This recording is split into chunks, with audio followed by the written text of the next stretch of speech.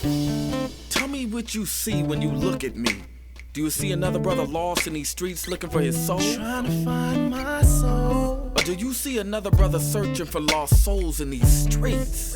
A street soldier. Street soldier. Here to help you get that chip off your shoulder, warm your colder days and sober your drunken ways, and find a way to help you get over these hurdles placed in our path. And this is not meant to amuse you. This is for all those who have questions but are afraid to ask. I won't be afraid. I won't be afraid. No. When times get hard, you lose your way. Open your mind and hear what I say. This is a message for the hard and the soft. To those who tune in weekly and to those who keep an eye out for 8 p.m. on Sundays and turn their radios off. The truth hurts.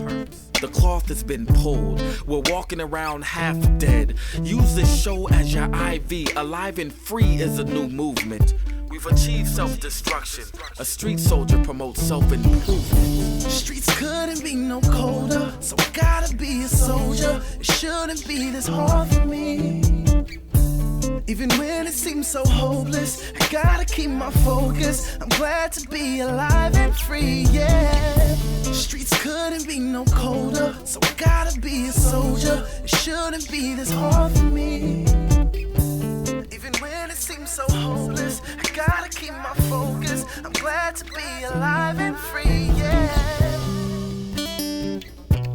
We are back, everybody. Alive and Free Radio on Zoom. Street soldiers, street soldiers, street soldiers. Our topic, once again, our topic tonight is a different kind of policing and a different kind of police officer. This particular city has been in the news as people are looking for different. Everybody's searching. Everyone who has been just. We got to do something. Reform. Do we defund? Do we dismantle? And every time something happens, it just drives people even more to searching for answers. There is a city in the United States that is being looked at, scrutinized pretty heavily right now by everyone because of what they did with their police department. And I'm reading from an article, and everybody watching and listening might want to pull this down because I can't cover the whole thing. This is from Politico. It is dated June 12th, 2020, and it is entitled "The City That Really Did Abolish the Police." And I want to read from it to set this up, so everybody just sort of be patient. I'm gonna give you the background. I'm gonna start right here. Behind what happened recently is a year-long story of how Camden, New Jersey, that's the city we're talking about, transformed policing in a city where the murder rate was once on a par with Honduras. The police were despised by residents for being ineffective at best and corrupt at worst. Today, violent crime in the city has decreased, and police officers are a regular presence at community block parties. Right. As a movement grows in American cities and suburbs to overhaul police departments and confront their long records of racially unjust, violent enforcement, Camden, New Jersey, is one rare and complicated success story, a city that really did manage to overhaul its police force and change how it operated. And it took a move as radical and controversial as what some activists are calling for today. Camden really did abolish its police department. And then the city set about rebuilding the police force with an entirely new one, under county control, using the opportunity to increase the number of cops on the streets and push through a number of now heralded progressive police reforms. And with time, the changes started to stick in a department that just a few years seemed untenable. Okay. Over the past 2 weeks, Camden has become an example of reform that works, cited in articles, tweets. And it's true that the reforms produce real change in the statistics. The excessive use of force rates plummeted, the homicide rate decreased, and new incentives laid the groundwork for a completely new understanding of what it meant to be a good cop. And if you are listening out there and saying, how did they do that? Keep listening. The reforms carry lessons for what it takes to be to police the city. They ultimately amounted to nothing less than a reboot of the culture of policing in Camden, changing the way every beat cop in the city did his or her job. Now, nothing sounds as simple as it is in the tweet. The Camden police reform was and remains politically divisive. In part, that was because the union contracts were thrown out, and I know that's controversial, leaving many on the force earning a lower salary and with fewer benefits. Just a little bit more, folks, because I want to give you everything I can. Now, in 2010, Camden hit rock bottom. The city had more than 3,000 abandoned buildings. Almost 40% of the residents lived in below the poverty line. At one point, the city had, and listen to this, 175 open-air drug markets. The whole city was a Tenderloin for those of us who basically live in the city and we know what the Tenderloin is all about. Wow. And 80% of drug arrests were of non-residents, suggesting that out-of-towners were making a stop in Camden just to buy and sell. Violent crime had been high in the city for decades. The murder rate skyrocketed. Eventually, residents largely gave up on calling police for even minor crimes. Now, on top of that, the police department had a reputation for bad cops. Of the 37 excessive use of force complaints, not one had been sustained or clearly proven or disproven. Okay. Now, what did they do? They basically did, I'm trying to cut to the chase here with this. They threw out they dismantled the city police, and then they brought in, and they went under the auspices of the county police. That's basically what they did. They went under the auspices of the county, all right? And that's pretty much what happened. They basically, the new people that came in, I want to get this all right. Let's see, did I miss something here? I'm going too fast. Anyway, all right. So they think of Oakland saying, I don't want the city of Oakland, and Alameda County Police sort of taking over. Now, not that there are Alameda County Police, but think about it like that. In May of 2013, the Camden City Council approved resolutions that eliminated the city police department and established a new one under county control. The remaining cops were all laid off and had to reapply to work with the county under far less generous non-union contracts. Now, ladies, tell you're a teacher. We've seen schools do that, where they used to have a thing, I can't remember the name, where they did it with schools, and the teachers had to reapply and if they wanted to work at that school. They were still teachers in the district, however. So that's pretty much what happened. The most obvious change was the Camden police was now bigger. By cutting salaries, the county was able to hire more officers, increasing the size of the department. But the bigger thing was they wanted to reframe how officers viewed their roles. No longer would officers be the arbitrary decider of what's right and wrong, but rather consider themselves as a facilitator and convener. I will stop right now.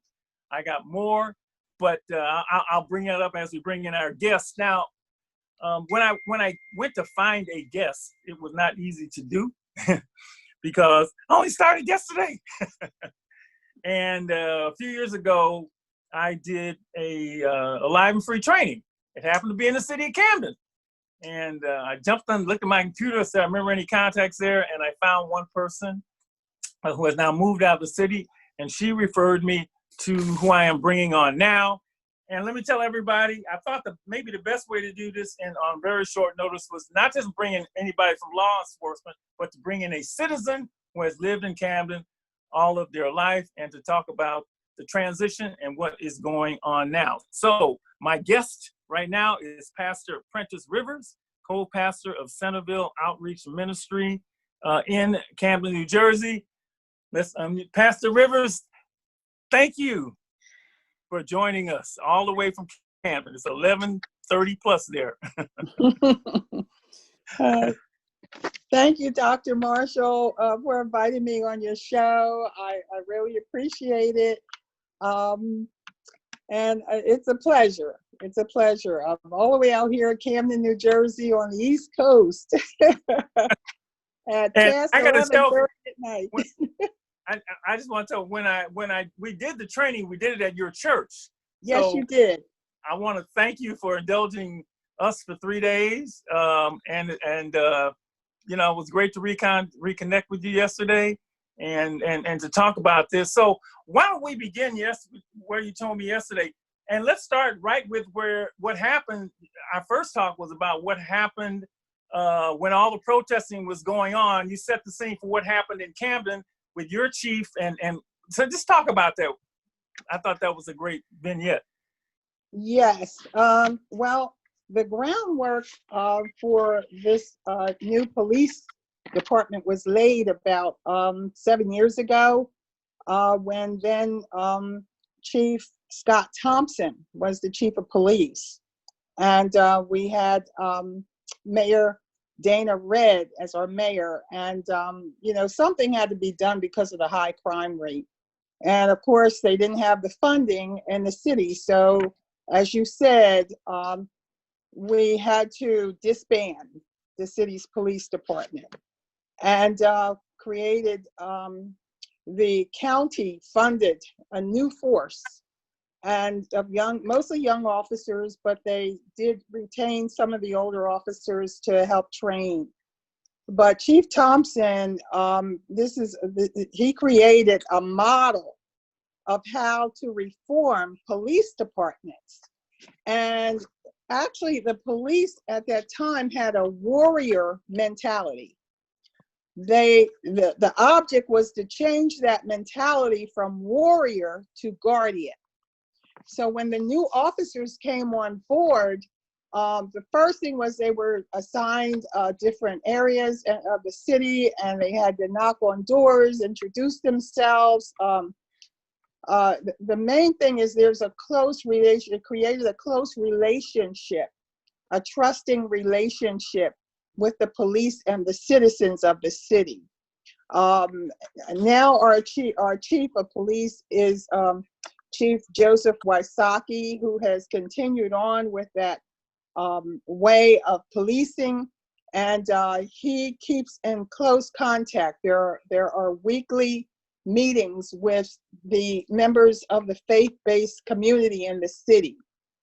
And as a result of the killing of George Floyd, it was expected, it was anticipated that if they didn't do something quick, then all hell would break loose. But thank God for this new police way of policing. The community worked well with the police department. And what happened, the strategy was Chief Wysocki had some officers reach out to the members of the church clergy to find out if they knew of any march or any protesting that would be going on in the city as a result of the killing. So in essence, they did find out that there was a protest that was planned. And they reached out to the individual, the young lady that was organizing the protest, and they asked, can we march with you? Can our police department march with you? And she agreed, and she felt comfortable doing that. And so members of the clergy were involved. We all got together with the police force, and we marched about a mile from inside our city on a main street up to the police headquarters. Our mayor was also there, and Mayor Francisco Moran and his wife, and it was just beautiful. It was really beautiful. Our congressman was there, Mr.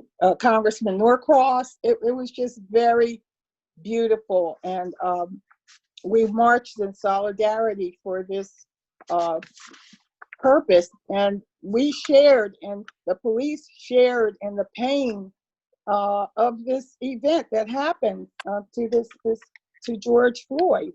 That was absolutely amazing, and I'm going to read, and I'm going to read this, and you tell me from your standpoint, does this actually happen? So I'm reading from the article again, and what they did at the time when they changed, because they wanted to change the way officers did things, Yeah. they said no longer were officers rewarded for the number of tickets they had written or how many arrests they had made.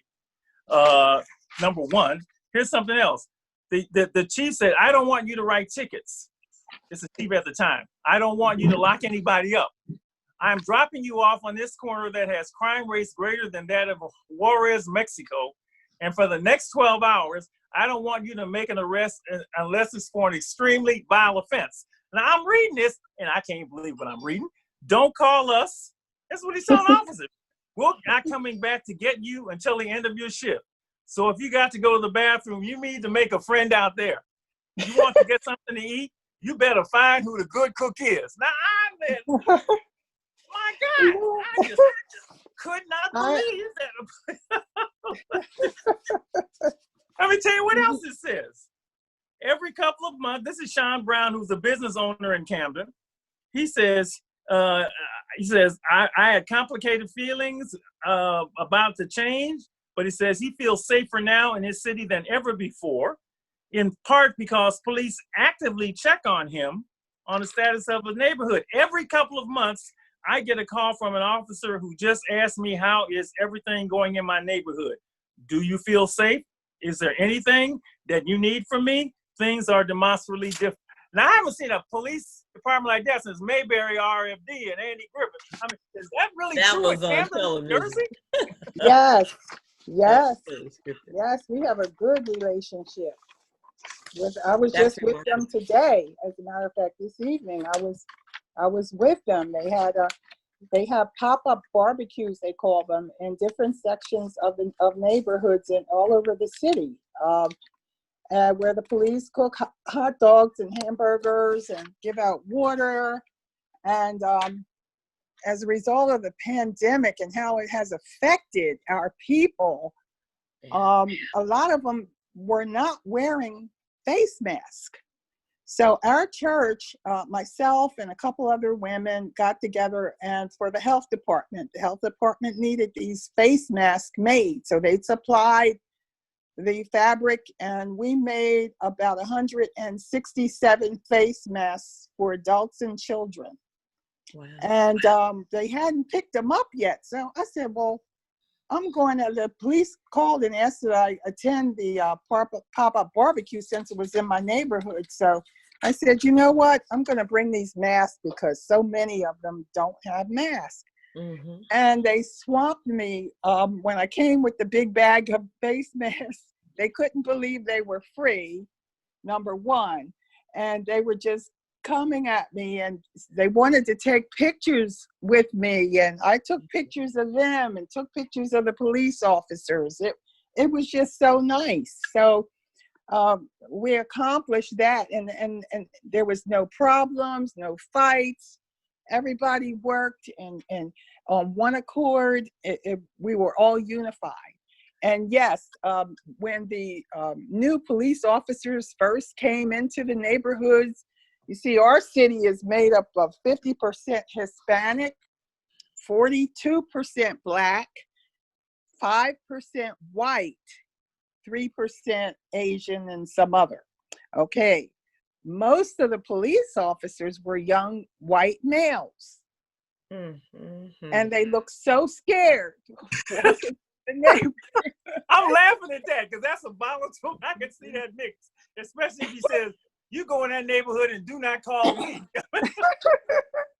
They were so afraid. I could just see the fear on their faces. And my husband, he's the apostle of the church, head of our church, and he's a very friendly guy. So he would kind of walk up to them and make them laugh and make them feel warm and accepted. And he said, well, when I cook out, I'm going to cook you some ribs, and they were happy about that. So I mean, it kind of all worked out.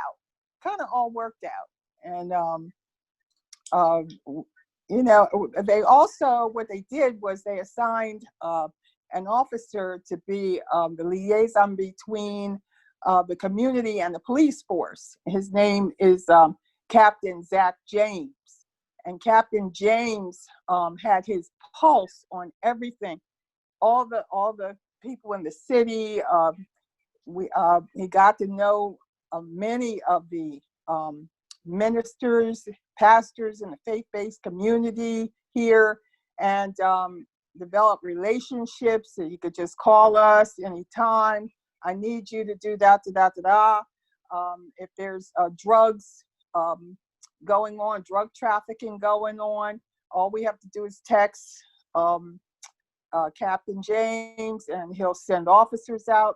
But you see police cars basically everywhere, parked where there's been problems. So you do have you feel safe now. You feel safe. You see the difference. I'm not saying that all our problems are solved, Right. but the homicide rate has decreased about half or more since recent years. I mean, everything's going down. Amazing. And if I didn't hear it from you, if I didn't read it, it would be hard to believe, especially when you said the percentage of minorities, of people of color in that city. I mean, Yes. You said 42%. And one of the reasons I went to Camden to do that, our violence prevention training, because it was so violent. Yes. And I am just blown away. And put on top of that, the department was seriously tainted. So it's just an amazing thing. And I'm reading a little more here, and then Mrs. Stell, you may have some questions for the pastor.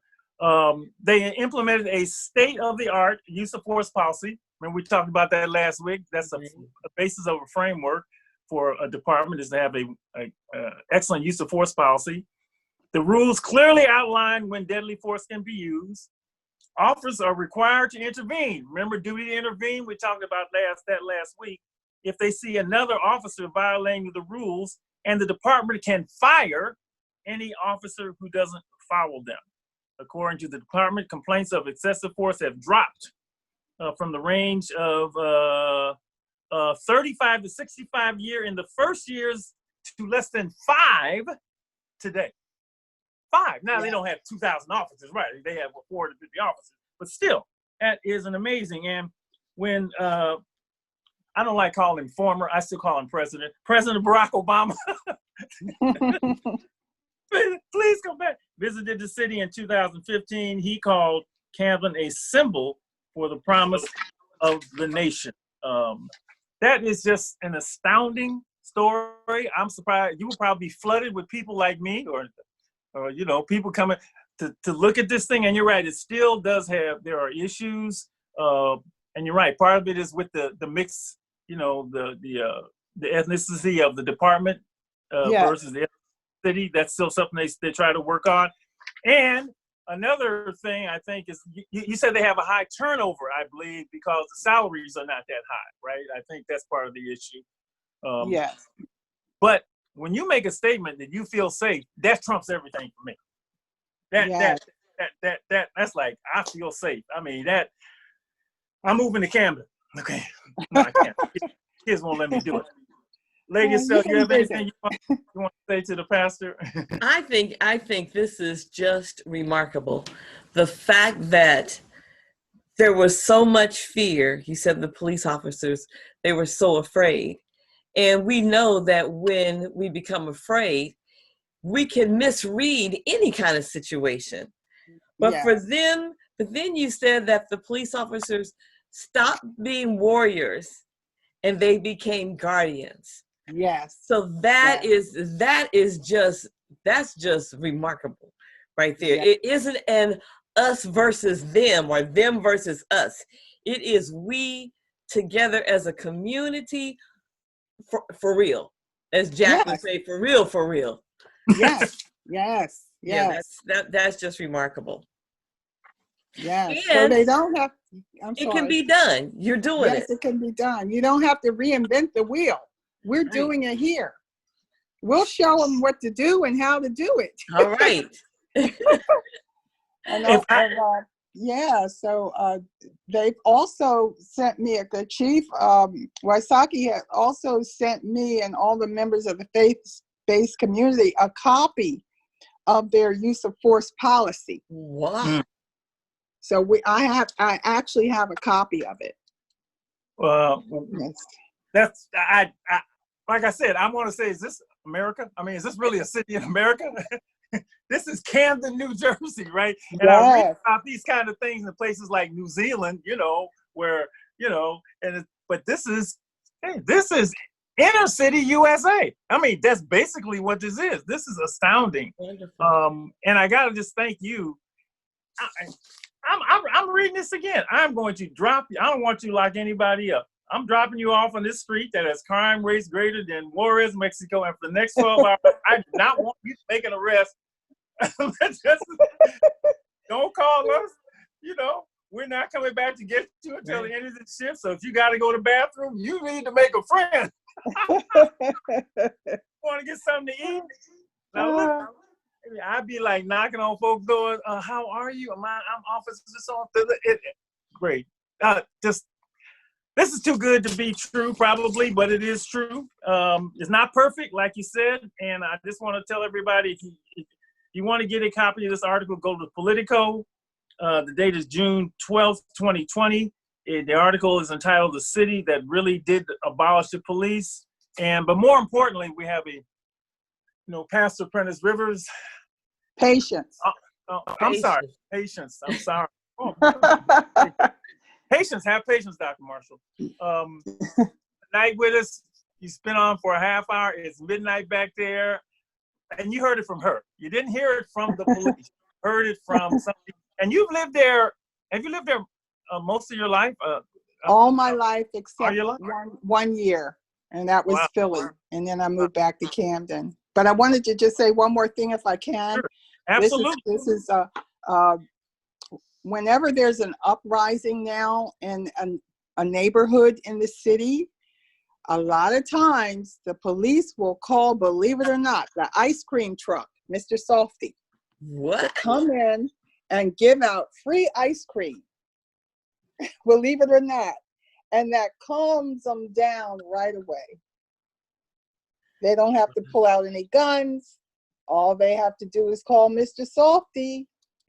Mr. Softy comes in. Everybody gets quiet and gets free ice cream. Believe it or not. I think God uses the simple things to confound the wise. And that's right. This is one.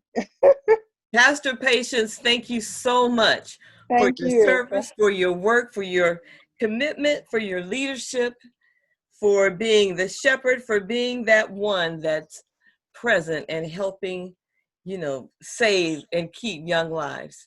Amen. Amen. Amen. Thank you for having me. Thank you. And I'm gonna send you some, it's church thing. Remember I said I was gonna do, but I ain't gonna tell nobody. So look for something in the mail.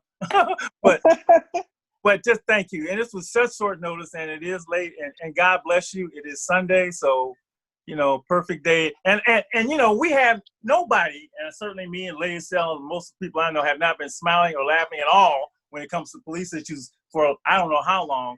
To hear this really heartens, really makes us just feel so much better. So got a long way to go, but we got at least one city that has made progress. And amen. Yes.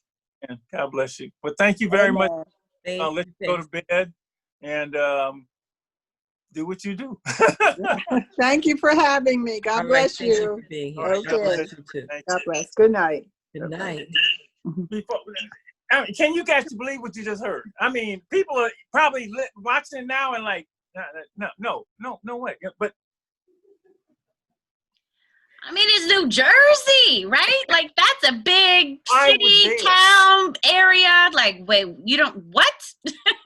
So, very impressive and good, One place, one story, but I mean, it's an example. And wow. Okay, I need to I got too hyped. I got to get me some water, take a break, and play some music. Yeah. And we are now moving to, we just had an example of a different kind of policing and police department, now we're gonna take a look at a different kind of police officer. All right, here's some music. We will be back. I'm going to play a nice video of Teresa Graves, just in case people want to learn about her. So Okay. that's where I'm going to head off to. It's 2 minutes. Yep. You got time to learn her life story. Here we go. Let's see. Give us a minute. We'll be back, everybody. Yes.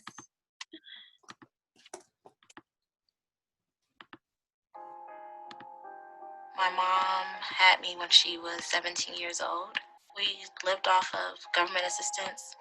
My dad wasn't really active in my life. It was tough not having that male role model around. I can remember playing outside and hearing gunshots and like ducking on the ground, hearing the helicopter land to pick up gunshot victims, just going to a lot of funerals for young people and then being numb to it. I grew up witnessing domestic violence too. Like I saw it all the time. I didn't want to ever end up like that, but I actually did end up being in an abusive relationship. Even though I saw it and what it looked like, for some reason I just couldn't avoid it myself. Omega changed my whole frame of reference. It changed my whole mindset. I learned that I really didn't have that much love for myself, because if you love yourself, then you wouldn't allow people into your space that could harm you. And so I went away to law school with all of that, ready and armed with whatever was gonna come my way. I passed the California bar exam on the first try.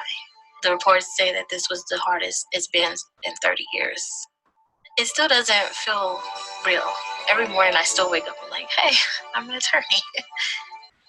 I hope to be a role model to young women. You can be successful.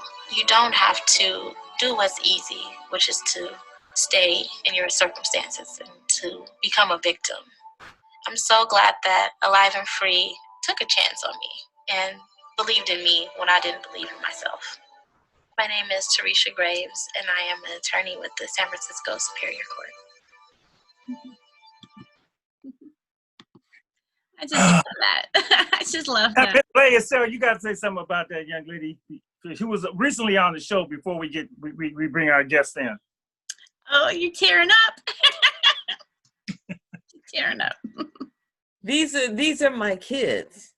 And so every time I see it, you know, I remember the day she came. And I remember the journey. I remember the process. And for Teresa, one of the things that we do at Alive and Free, young people who come because they want to know how to be alive and free. Sometimes their grandmothers drag them by the ears. They come for, you know, sometimes they come with their ankle bracelet on. People don't know, they'll tell us. But, you know, and then they come because they've heard that they can get a scholarship to go to college. Well, Teresa came for many reasons, and she didn't qualify for the scholarship because she came as an undergraduate, already holding a bachelor's degree. So she didn't qualify. She didn't need to be there. But she didn't miss class unless, I think she had a friend that was in the hospital. She didn't miss. She came every Tuesday, which is open for everybody.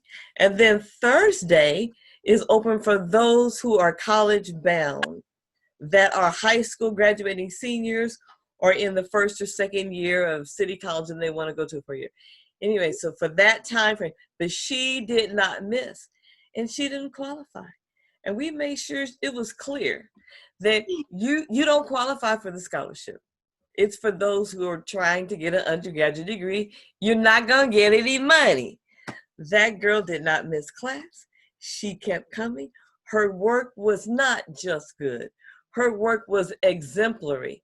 And everything we suggested, everything that we taught, she did it. She implemented it, and she turned her life around during the course of that 9-month period. And I tell you what, then when it was time for her to go away to Florida to get that law degree, we had to say, hold on, Dr. Marshall, you can't just let this one go.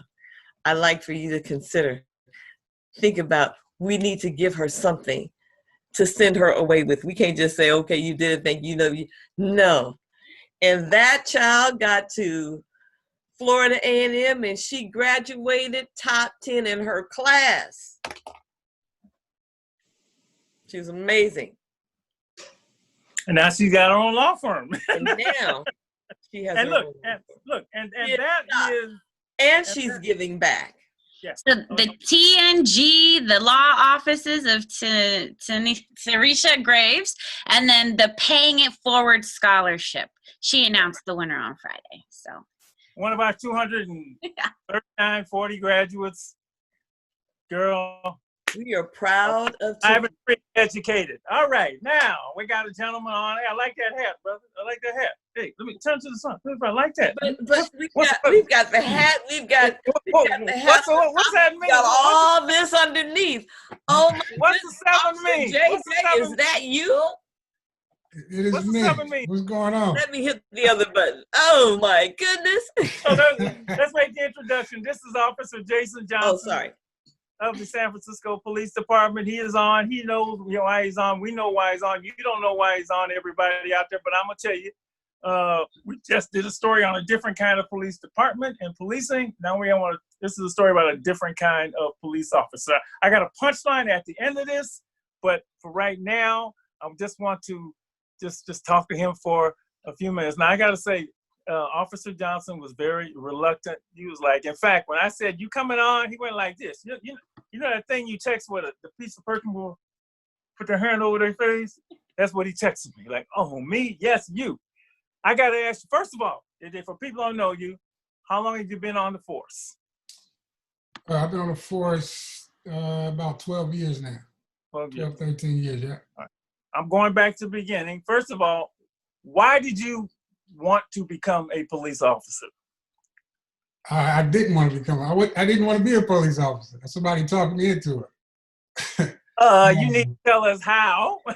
If you didn't want to be one, but let me ask this: how did you feel? Let me add this in. How did you feel about the police when you were younger? I grew up. I didn't like the police growing up. I had a few encounters with them, but a lot of my family members had more run-ins than me, and it was just never a good thing. So I didn't like the police. So how did you go from somebody who didn't like the police, didn't want to be a police officer? You see, I got to pull this out of him. He's not going to bounce all this information. To actually becoming a police officer. How did that happen? Well, nothing but God. No. So I was a sheriff cadet in San Francisco, and I used to catch the BART. And as I was walking home going to the BART station, I met an officer named Eric Washington. He's a lieutenant at Bayview. I told him I was excited. I was going to go take the sheriff test to become a sheriff. He was like, I've been a sheriff for 9 years. I switched over, and I think you're like the PD better. And I'm like, nah, I'm good. I'd rather just be in the jail and do my thing that way. So I went to take the test, and at the time they had what they called a T-score, and I needed a 46, and I got a 45.8. So I went and told him, and he was like, man, all you need is a 42 for the police department, and, kind of talked me into it or whatever. So I just went ahead and did it, and I had this whole plan that, if I got into the academy, because it was double, they pay you to go to the academy, and it was double of what I was making. So I'm like, I'm going to save my checks, and I'm going to quit before I graduate, and I'm going to invest my money, and I'm going about my business. But going to the academy and understanding that, being in a position of authority, I can really make a difference. So kind of stuck with it. Eric kept rocking with me. He a great guy. He really changed my perspective a lot. He actually talked me into going to look for a house, and I never thought owning a home would be like a reality for me. And when I went, I got approved and came to closing, and then I needed about $11,000, and I was new, so I didn't have it at the time. And man, this dude gave me $11,000. Whoa! Yeah. What's his name? Eric Washington. You just put his name out to everybody, so everybody gonna be calling him. Oh yeah, go to. So yeah, he changed my whole world when it came to that, man. And I just knew being in that position, I can really make a difference. What is your? I want to save the whole best for last, but what is your? You get on the force, and what's your personal philosophy of policing? And did it evolve over time, or did you come in with it and sort of have lived by that since you've been on the force? Well, my philosophy it's always been the same. You know, I don't really deal with results, something that happened as a result of something, right? You know, somebody may do something and get arrested for it. I don't just deal with that. I want to know why that happened in the first place, type thing. And just kind of had that mindset. So when I do come in contact with somebody that's going through something, it ain't just they're a bad person. I'm trying to get to the root of it, and if I can be some assistance, maybe help change that whole thing. Can I just add? I just want some clarity, because I heard you say earlier, as you were telling your story, you said that you didn't want to be a policeman because you said, I'll just go to the jails and do my thing that way. But you didn't talk about what that my thing was that you were doing or did. What was that? So the thing was, I mean, you know, work, do my thing and work, whatever they was gonna have me to do. And you know, the stigma around law enforcement, right? Okay. Cops ain't cool, they ain't cool, whatever. I ain't want no parts of that. So you don't really hear about that by a lot of COs and deputies in jail. You do, but not like cops, like on the streets. Okay. So I wanted to take that avenue as opposed to being Okay. And you have taken that, your personal philosophy of you know, wanting to know why somebody did something. It's funny, as you're talking, I'm thinking about the work, you know, Lady Estelle and I do, went into schools. I always wondered that, you know, even when the kid was sent out the classroom, I wanted to know, you know, what's really going on. I mean, there's something going on, right? And you have taken that and done a stellar job on the force, but you've taken it to a level that when people hear this who haven't heard it, I'm sure they will be astounded. You came up with something a few years ago to really find out what was going on and take them into a whole new place. And tell everybody what that is, this program called Operation Genesis that you started a few years ago.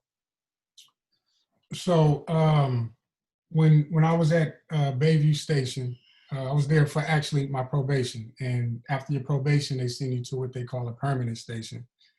And Greg Sir, former chief, who was the captain at the time, used to go out in the community and ask people about his officers, kind of check in on them and how they're doing. And he said that the people from the community really liked me. They should say good things about me. And he asked me, did I want to stay? And I told him I like working with kids, and he offered me a position at the Boys and Girls Club on Kiska. And I went up there, fell in love with the kids, but I also knew that, you know, there wasn't a lot of positive mentors in their life. So, you know, growing and getting, you know, older and seeing that I'm in a position to expose them to some things that I didn't get the chance to get exposed to when I was young. I just kind of went for it. And one kid, it was a lot of kids that I love even to this day, but one in particular was really dear to my heart. He was 14. He was found guilty of first-degree murder. And it really didn't sit right with me. So I wanted to do something different. So I had a conversation with some kids, and we was talking about Black and what being Black mean, and, you know, Black versus African-American versus Negro and all of this kind of stuff. So I thought, like, what better place to take kids than to where it originated from, right? So we went to West Africa. I said, we'll take them to West Africa. We went to Ghana. And we visited all the slave fortresses, the rivers, and the people. And that culture is still there today. And I was there way back when. So they get a chance to see what it's like before, you know, the whole coming to America and adapting to this culture here. That is unheard of for a police officer. First of all, the conversation you had with the kids about being Black. I mean, that conversation, just put the other stuff out the way, right? You talking to him, you know, I'm just blown away by that. You're talking about being Black, you know, and he said, well, you know, then he said, well, look, maybe I can do something about that. And your do something about it is, most people say read a book. You know, take a book list. You said, well, why don't we try and go back to see, you know, to where we came from before we came here. And that is just a thought in your mind that became a reality. I'm not going to get to how it became a reality, but has become a reality. And for the last, how many years now you have been doing this? This year would have been the 7th year, but everything got canceled because of the COVID-19. But yeah, 7 years. And how many young people have you taken on that trip? Yeah, number one now, folks, he has to raise the money for this. He has to do all this. He has to do all this. How many young people have you taken? This year would have been 70 something. I don't know off the top of my head, but it was over 70 kids. Wow. Yeah. Right.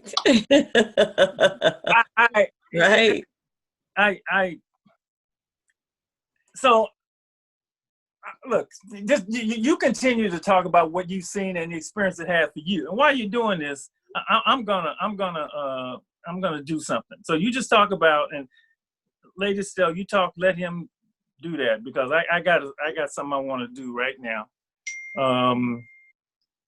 Just talk about what you learned going there yourself. We don't even talk about what the kids got. Just your first trip and what that was like. Oh man. The biggest thing that I've learned was just the whole sense of community and culture, right? We really don't have that out here per se. We do, but we don't. And just seeing all the different tribes. I mean, there's several different tribes, but everybody vibe and everybody get along, even though they're from a different tribe. Helping each other out. You know, I'll be in a marketplace counting a lot of cash, and I'm surrounded by people, and nobody's trying to. First of all, ain't nobody trying to rob me. And then number two, I might say I want to go get some jewelry, and everybody around me got artifacts, art, jewelry, backpacks, whatever it is. So when I say I want jewelry or whatever it is I'm looking for, they will all help that person who's selling jewelry. Oh, wow. And I was like, yo, like that's crazy, like that's bananas, right? Like that was like definitely not American. Right. And so the whole concept, you know, coming back, just wanting to create a village within the community, right? Everybody has been a part of Operation Genesis in any shape, form, or fashion, just really getting everybody together and working together and getting these babies to reach success. So your first time going, were you prepared for what you experienced? Because were you prepared in any way for that, except for the shots? So the funny part is, right, I did like a year worth of research. Okay. And I had a pamphlet like this, like I done came up with, I'm finna go over here. So I actually did a scouting trip before I took anybody over there. Okay. I ain't always comfortable taking people, kids where I ain't never been. So let me go check it out first. So I go over there and I rip the entire thing up. Really? Didn't keep none of it. The experience versus the research and online and documentaries and books, it was no comparison. Oh my goodness.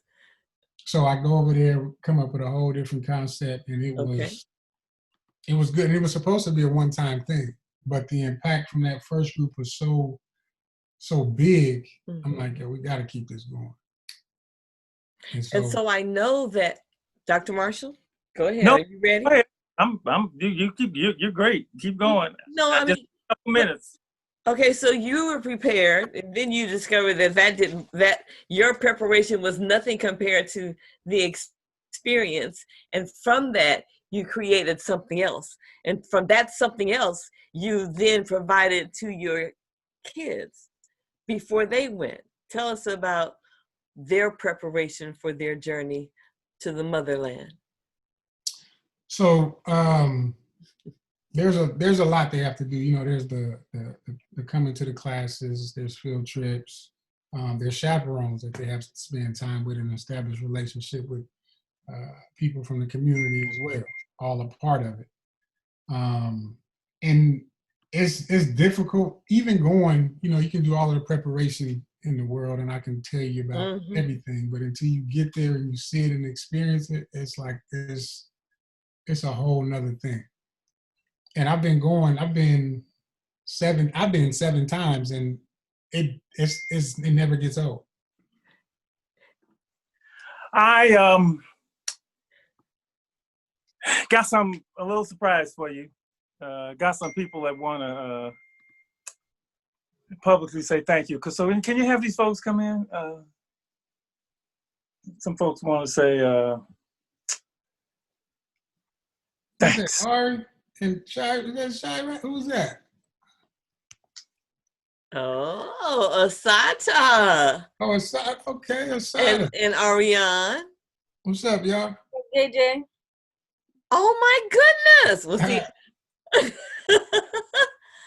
Oh my goodness. Is this Raven? Yes. Hi.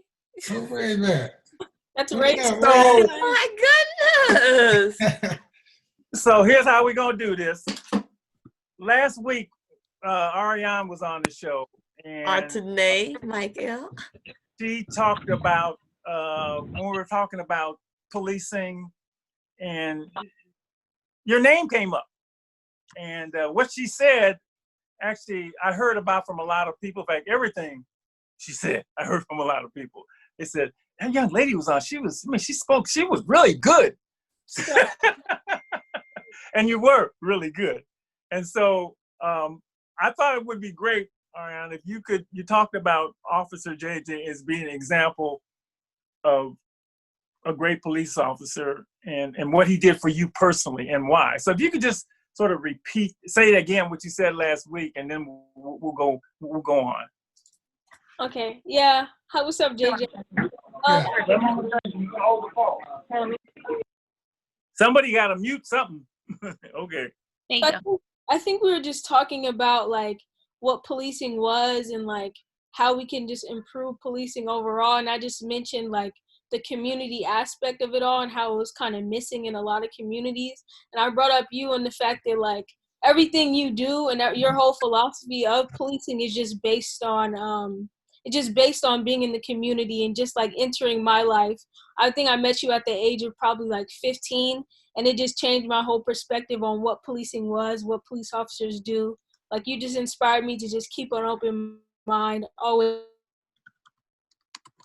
mind, and honestly you inspired me to become a police cadet.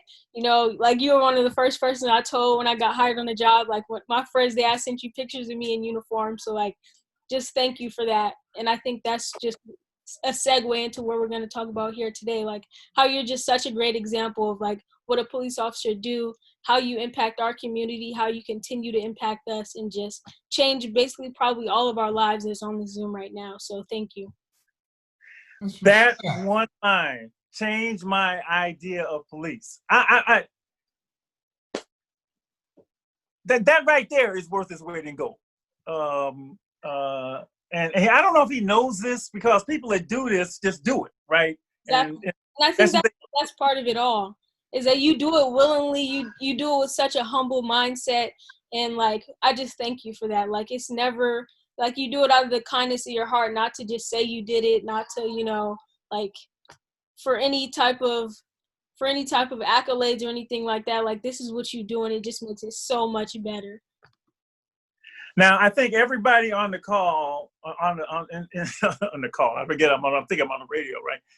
And the Zoom has been on the Ghana trip with Officer JJ. But before we talk about that, let's just talk about him as a policeman. So Raven, I see you. We're going to come to you. Unmute yourself. First of all, it's good to see you because I ain't seen you in a while, Ray Raven. So hi. I am big delighted to see you. Oh my goodness. There's that big smile, Lady Estelle. So talk about Officer JJ as a policeman, and then we'll get to the other stuff. First, I would like to thank you for the work that you do for the city. And I think as a policeman, you're a very good role model. You send a very good message to our community. Not only are you Black, but I've seen you with different ethnic police officers and white police officers. So it just shows we can all work together and that we shouldn't have that mindset of all police officers are bad. And I don't know, I see the way you work with kids, and I think it's important, especially for people who do come from the hood or low income backgrounds, they have somebody who is in law enforcement that they can look up to and that they can trust. And I just think it's a very good pathway and not pathway, that's not the word, but just it just I don't know, it just you're a good face for the police officers in San Francisco, and you're a Black man, so I feel like that's even better. Thank you, Raven. Nashira, you want to talk about Officer JJ as a police officer? Nashira, where are you? I see your name, but I don't. Is she there, Ann? And you're muted. You're muted. I know. I was talking to Nashira's Austin. She was having some technical difficulties. Nashira's here, but she's muted. I don't want to unmute her. Yeah, okay. But I do. Well, let's go to Asada. Okay, let's go to Audrey. Is she on? She's having trouble with her audio right now. Yeah. All right. Is Asada on? Yes. Yes. Okay. Hi, Asada. Hi. That was your Spellman. Now you're a Spellman sophomore. Now, so I can't. Where you girl? Are you in the car? Yes. You're supposed to be quarantined. Where you going? Talk about Officer Not driving. JJ as a police officer. Oh yeah, Officer JJ is the best. I remember he didn't know me then, but he would come to my high school career day and talk about his job as an officer in San Francisco and just explain on a day-to-day how his job was in the community. And then I met him, I actually met him when I was wanting to do Operation Genesis and go on a trip to Ghana. And everything that Officer JJ stands for is it's the best. I never knew an officer could be cool, especially a Black police officer. I never seen that before. So yeah, and just a little talk we had on the Ghana trip, and just yeah. Thank you, dear. Don't worry, coming back to talk about the trip. You want Elijah? Is your brother there? Oh yeah, put him in the picture. How you doing? What's up, Talladega? Thank you, Officer JJ, for your service with the police and everything, and the police department and everything. Oh, all good. Appreciate you. I love you. You want to say something, Elijah? Well, Officer JJ always been a good guy. He's been a cool dude. He's been a cool person. He's a good person. He's a good officer. I feel like he's a prime example of a good officer nowadays that we should have in every state. He supports the community, people of color. He's for the people. We want people, African people, to be able to make something out of themselves instead of what society sees us as. Thank you, sir. Michael, talk about Officer JJ as a police officer. Yo, what's up, Jay? What's up, man? You looking like me. Man, I know quarantine got me all. I mean, I'm jealous. Officer JJ. Go ahead. I think Officer JJ, definitely one of the most genuine guys. I met him when I was working with Ella Hill Hutch back in 2014, and dude is just real. I don't know. That's what I appreciate about Jay. Like, he's just like, he's himself. Like, don't let the suit fool you. Like, he's still JJ at the end of the day. Like, that's just like his job. But like, his character, his person, who he is, like, that goes before all of that. And you see that, like, it reaps through the whole suit and all that. So I definitely appreciate that. Just working with him in general, from going to Ghana with him, to working with him in the community, to going to like the NAACP conference, all those different things. Like, I don't know, I just appreciate JJ because he definitely steps up in the community, especially like for a lot of the young men in our community, for the people who didn't grow up with like dads, or just the people who kind of didn't have that kind of like that home training. JJ definitely offers that, and like he always like supported all through there. And the one thing I really, really appreciate about JJ is the fact that he was never like different. Like, it just like, okay, you didn't have a dad, or okay, you didn't grow up in this kind of neighborhood, or you just like, it's like he was just like the same with everybody. And I think that was like very crucial for me, or like pivotal for me, just because a lot of times people act different towards different people. But if you know JJ, you know JJ is consistent in all his behavior. So I just really appreciate that. Do we have Atene? Can she do it? Yes. We got her? Yeah. Coming on. Sorry. What's up? Hi. JJ, look. Atene. Hello. Hey. So she missed some of it because we were working on our technical difficulties. So we want to You know say something about JJ as an officer, Atene? JJ as an officer. Honestly, JJ is like one of the best officers that I know personally.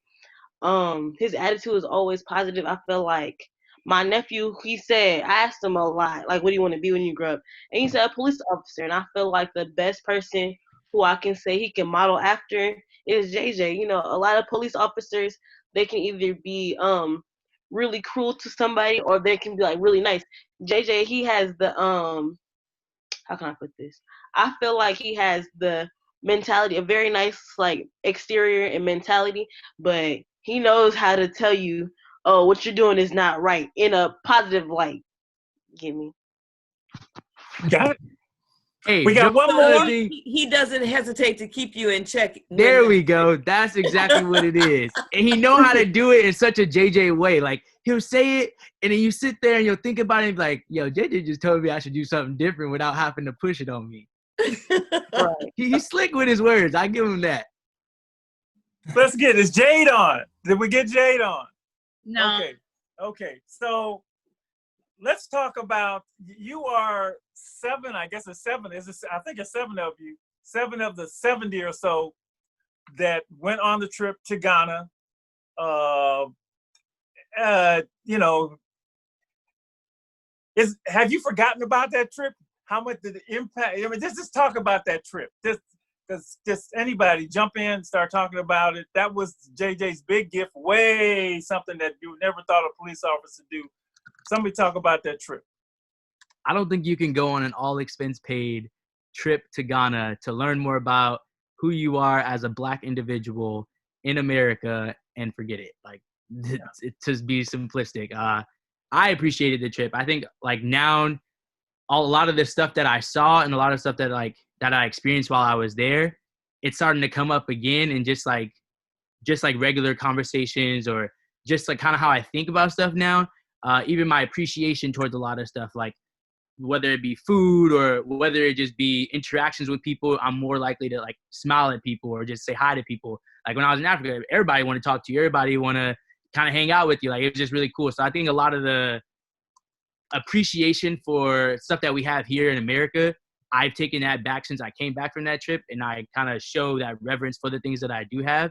But even further, just the idea of wanting to know who you are as an individual and wanting to know your history. I think I left Africa with that kind of desire. So when I came back, like a lot of the books that I read, a lot of the stuff that I now participate in came as a result of that. And just kind of wanting to know, like, okay, who am I as this Black individual in America?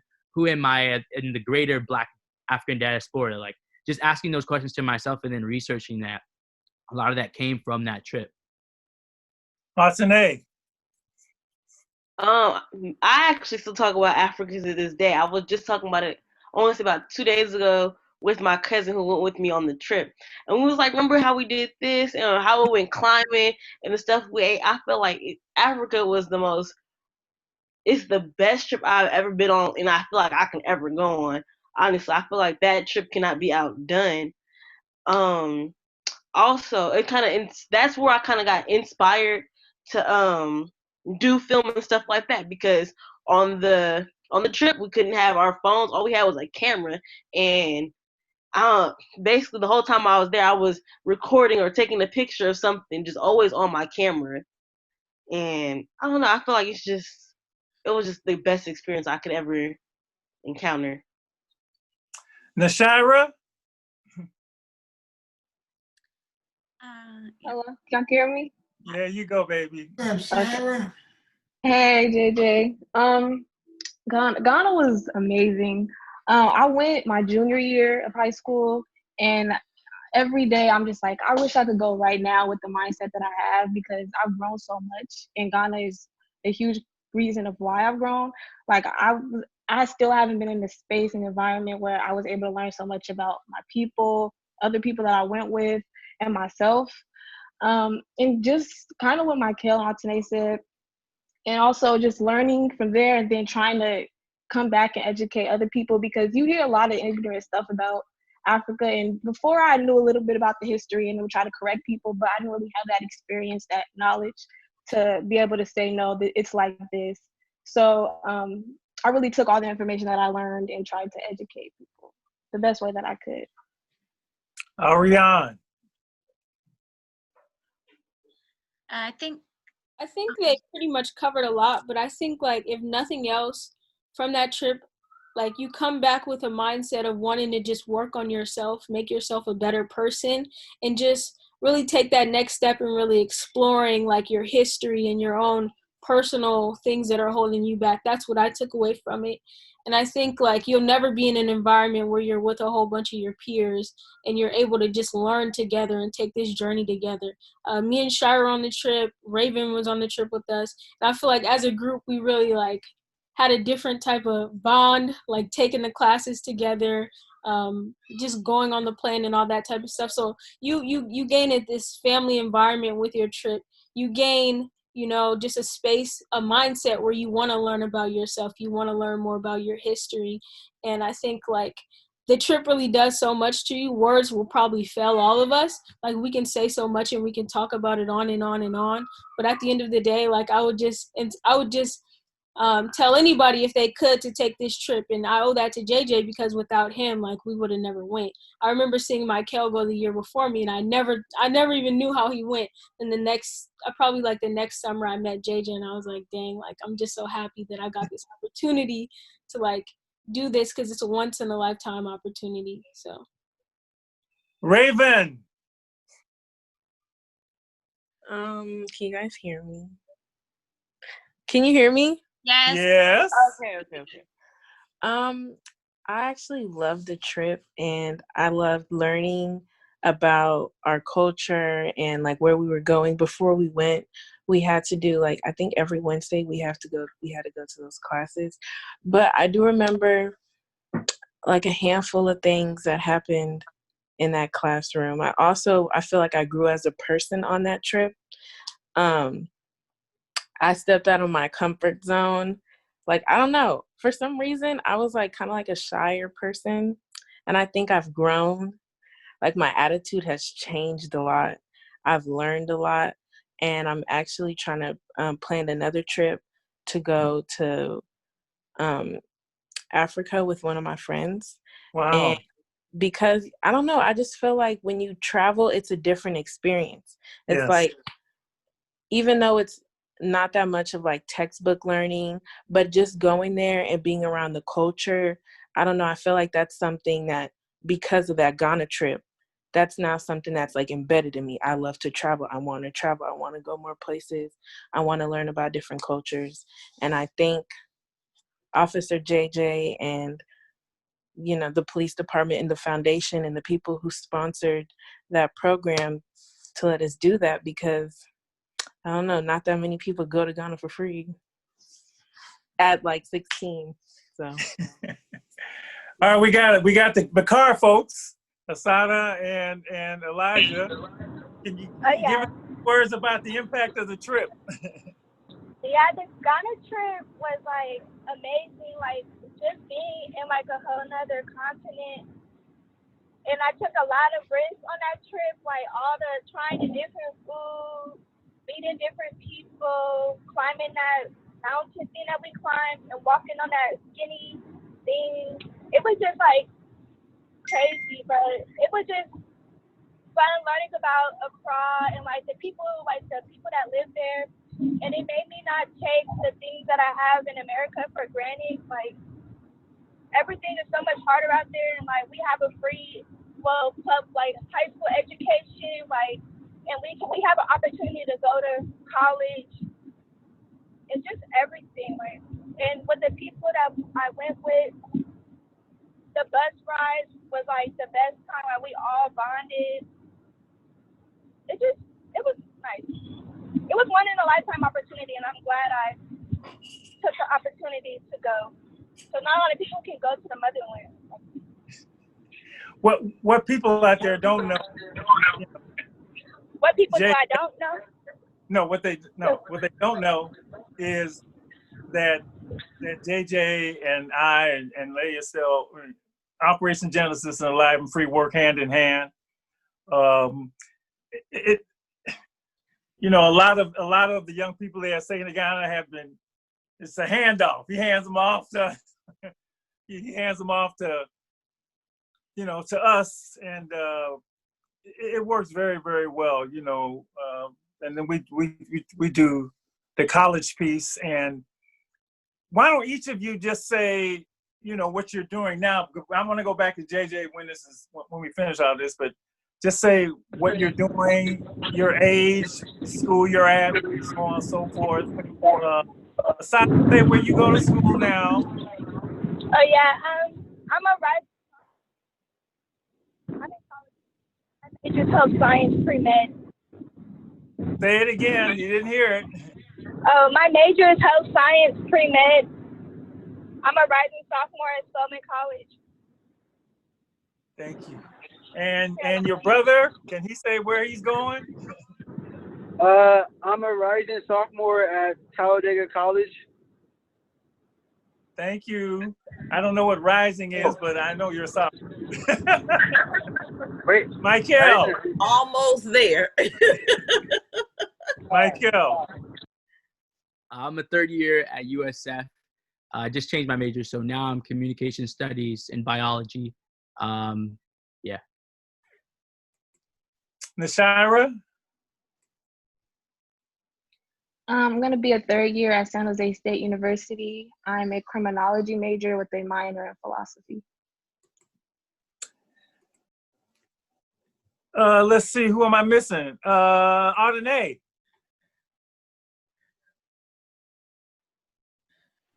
Can you hear me? Nene, Yes. you. Ardenae. Now we can hear you. Okay. I'm a third year at Dillard University. I'm a film major. Film. Wow. Ariane. I'm a third year at San Jose State University, majoring in African American Studies and Justice Studies. And Raven.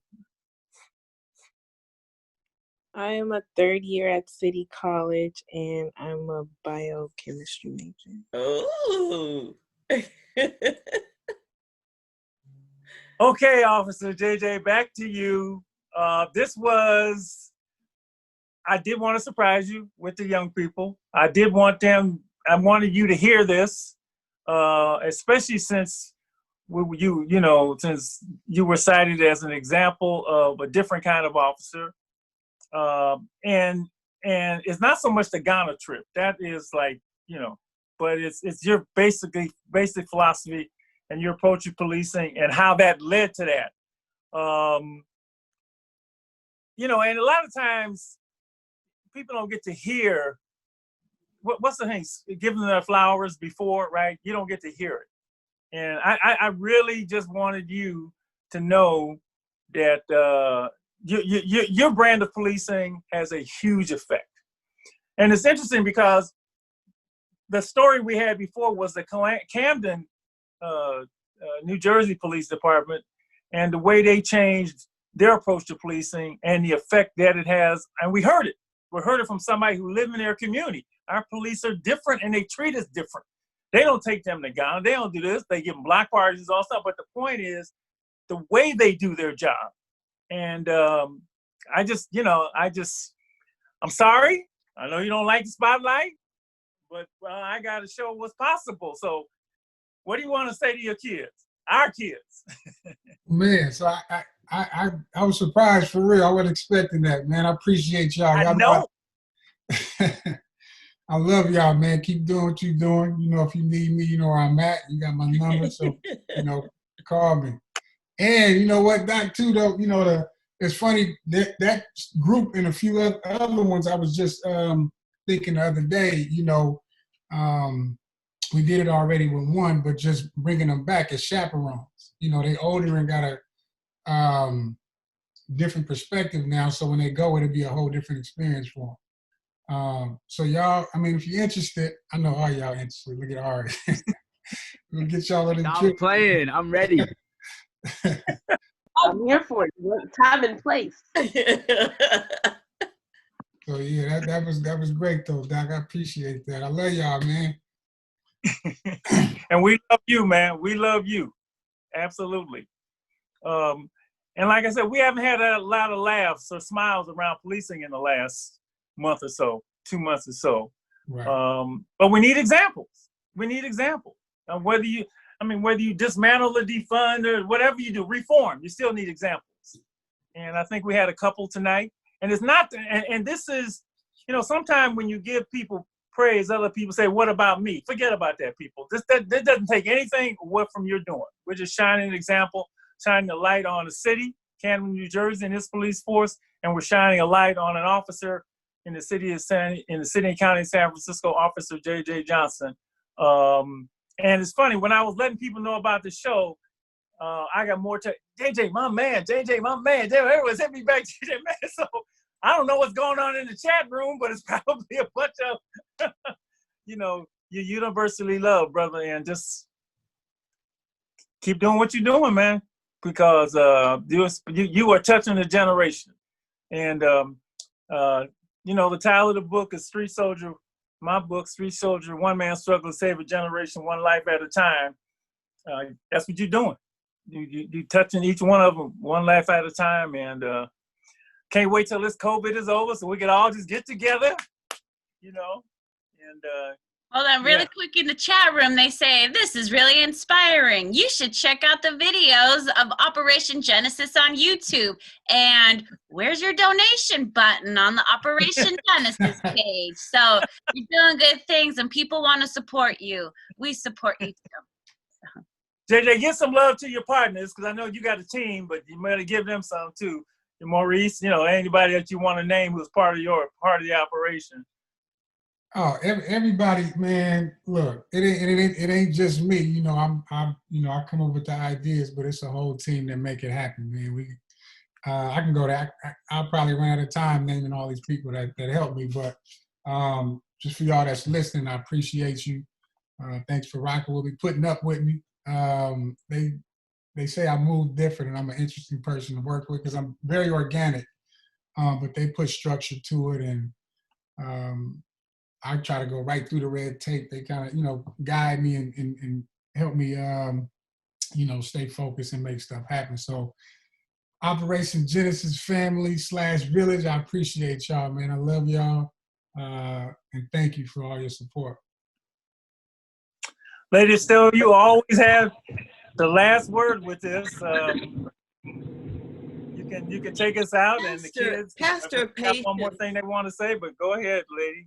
Pastor Patience talked about the rearranging and changing the police force in Camden, New Jersey. And she said that their police were warriors, and they changed from being warriors to guardians. And Officer JJ, when you said that you wanted to know when something was going on with kids and their behavior, you want to know what's going on. What's the reason? What's the root? What's the cause? And not just what's going on, but what can I do? And that makes a difference, and it filters through. So all your gifts, your love, your support, you're just being real, keeping it clear, keeping them in check is a gift and a blessing. We love you. We appreciate you. And you know that I am always praying for you. When I heard, I said, wait a minute, that out there doing the work that you're doing, not just for the kids, but in today's world isn't easy. And challenges show up. And you rise above them. And so just know that you are cared about, and prayers go out to protect you in your work. And to the young people, every time you do well, you say thank you to those who support you, who have guided you, who have encouraged you, included you. That's the gift you give when you give back, when you just keep working to be your best, do your best, become the best. And then remember who helped you get there. And then reach back and bring somebody along with you. So thank you. And thank you, Dr. Marshall, for pulling this off. What a gift. What a gift. I just echo, just like we're proud of, Officer JJ, we're definitely proud of all of y'all. Man, absolutely. I mean, look, y'all just, nothing better than grown folks want to see it as the young people do well. That's nothing better. Ain't nothing better. So all of you keep it up. And, one day you'll be taking JJ's place and taking folks to Ghana. And you'll be running a program like this and helping young people go to college. Because, that's the more you know, the more you owe, right? That's how we do it. That's how you do it. Okay, we're going to let everybody go. Great show. Thank all of you. Love all of you. And everybody going to stay alive and free. And healthy. That's how we do it. Healthy. And healthy. Safe. And healthy. Alive. Yeah. And free. Wear your mask. Wash your hands. Keep your social distance. And then if there's anything that you need, you know how to reach us.